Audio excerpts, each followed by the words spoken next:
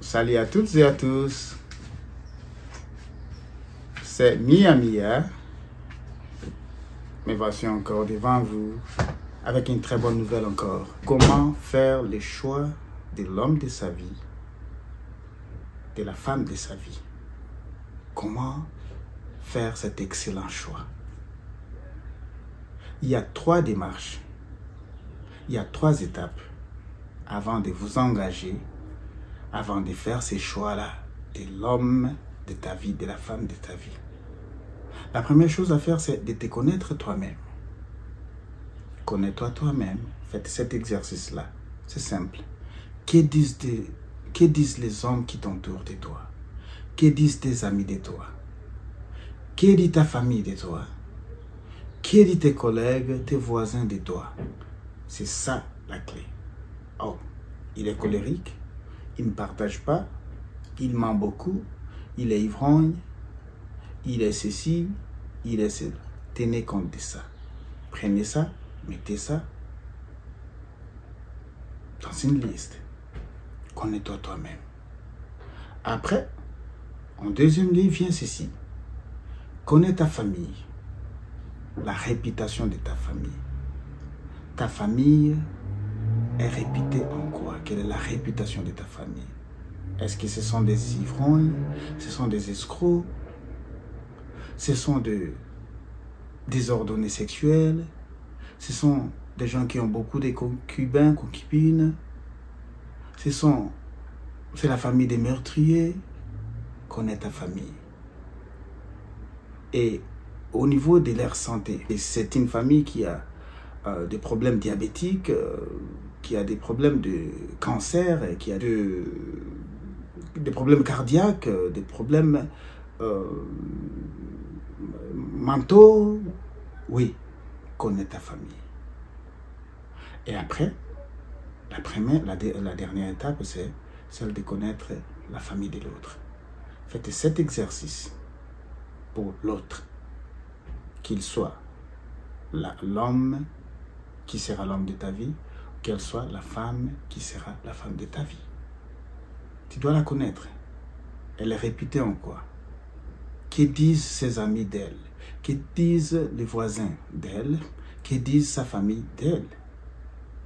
Après ça, allez-y à la deuxième étape, le deuxième devoir, qui est de connaître sa famille. En quoi sa famille est-elle réputée?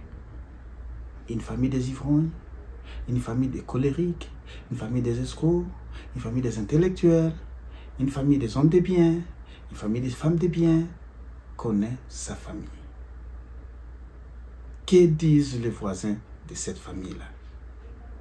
Après cet exercice, tu t'assois, tu dis, bon, moi maintenant là, je décide. Je décide d'entamer les processus,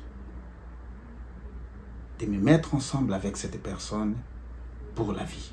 Parce qu'on ne se marie pas pour divorcer. Et cet exercice va vous aider à faire un bon choix. Un choix responsable. Parce qu'on ne peut pas faire un business ou bien aller en voyage avec quelqu'un qu'on ne connaît pas. On ne peut pas faire un business dans un domaine qu'on ne connaît pas. S'asseoir et examiner, c'est un très bon pas. Pourquoi faire ça? C'est parce que nous sommes les produits de nos familles. Les produits de nos parents, de nos grands-parents. Et on ne peut pas changer ça. Même la prière ne peut pas changer ça. Tu viens d'une famille des ivrognes. Parmi tes descendants, il y aura des ivrognes. Ça, c'est inévitable. Tu viens d'une famille des intellectuels. Parmi tes enfants, il y aura des intellectuels. Et vice-versa. Ta famille a des problèmes cardiovasculaires. Parmi tes descendants, il y aura aussi un ou quelques-uns de tes enfants qui auront les mêmes problèmes qui sont dans ta famille et vice-versa. C'est-à-dire, quand je parle de vice-versa, c'est-à-dire que tes enfants aussi hériteront les traits de ta belle famille. C'est inévitable. D'où, pour ne pas arriver là, faites un bon choix.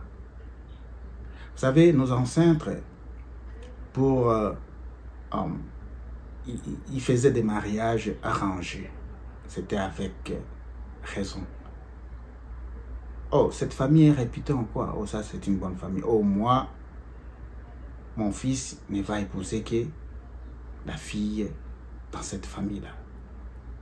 C'est ça la réputation.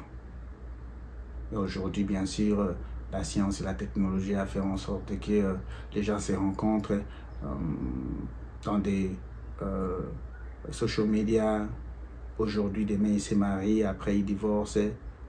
Ouais, retournons à l'authenticité. Ça va nous épargner de beaucoup d'ennuis. Si tu sais, après cet exercice, si tu sais que tu découvres que, bon, la famille de l'autre a un problème diabétique, la famille de l'autre a un problème cardiovasculaire, la famille de l'autre est réputée en désordre sexuel, la famille de l'autre est réputée en escroquerie, la famille de l'autre a une réputation de menteur. Ben, pourquoi s'engager? Il y a de ceux qui disent que oui, oh, cette fille-là ou bien cet homme-là, lui c'est une exception. Cette jeune fille-là, elle est une exception. Oui, elle est une exception. Elle n'est pas comme ceux de sa famille, comme celle de sa famille. Mais vous savez quoi? Vous allez reproduire. Tu ne vas pas reproduire ta femme, tu vas reproduire les fruits de ta belle famille et vice-versa. Donc, cet exercice va vous épargner, comme je l'ai dit, de beaucoup d'ennuis. Personne ne voudra avoir des enfants qui vont lui amener des ennuis et pour que ça fasse de sa famille une famille qui est mal réputée. Voilà, c'était là les 3 choses à faire pour faire le choix d'un bon conjoint, d'une bonne conjointe. Te connaître toi-même, connaître ta famille et connaître aussi la famille de l'autre. Et cet exercice, c'est vice-versa. Après quoi, tu te décides. Tu dis, ok, malgré tout, je connais avec qui je m'engage. Je connais la famille avec laquelle je m'engage. La décision est prise. C'est mieux que d'y aller frappé par la beauté physique, la beauté apparente, pour venir regretter après. Non, non. Nous ne voulons pas que vous regrettiez après.